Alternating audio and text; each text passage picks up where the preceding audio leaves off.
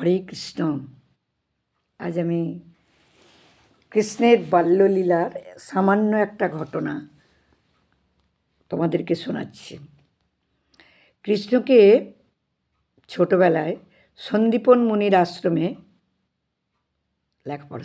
লেখাপড়া শেখানোর জন্য দিয়েছিলেন।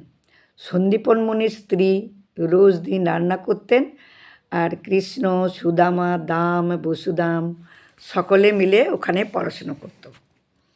কিন্তু তখনকার দিনে নিয়ম ছিল কি, গুরুগৃহে পড়া। এই গুরুগৃহে থাকতে গেলে গুরু এবং গুরুমায়ের আদেশ অনুযায়ী চলতে হতো। তাই শ্রীকৃষ্ণ সহ সমস্ত বন্ধু মিলে ওরা জঙ্গলের মধ্যে কাঠ কাটতে যেত। কিন্তু সেই জঙ্গলে যখন ঝড় জল বৃষ্টি আসতো, তখন সেই জলে ভিজে ঝড় জলের মধ্যেই ওদেরকে কাঠ সংগ্রহ করে গুরুমায়ের কাছে দিতে হতো। একদিন কাঠ কাটতে গেছে কৃষ্ণ সহ সমস্ত বন্ধুরা। ওখানে গেছে, প্রবল ঝড় জল, গাছের ডাল ভেঙে পড়ছে।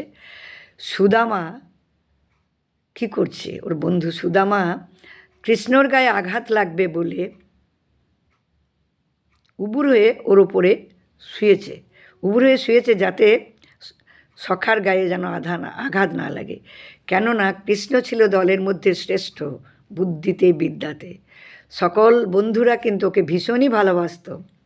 আর কি করতো জানেন, ওই বনের মাঝে যদি দুটো একটা ফল পাওয়া যেত, ফলগুলো আগে সুদামা কামড়ে খেয়ে দেখে তারপরে কৃষ্ণকে বলতো তুই খা। তার কারণ কি, কংস রাজার চর এসে যদি কৃষ্ণকে ধরে নিয়ে চলে যায়, তাহলে তো কৃষ্ণকে বধ করবে।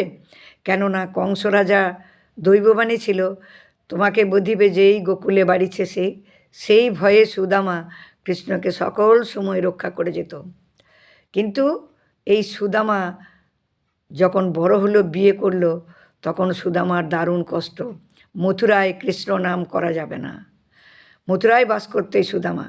তার জন্যে কৃষ্ণ পূজা ওখানে নিষিদ্ধ ছিল। সুদামা চরম কষ্ট পেয়েছিল। আজকে আমি সামান্য একটু বলে শেষ করছি।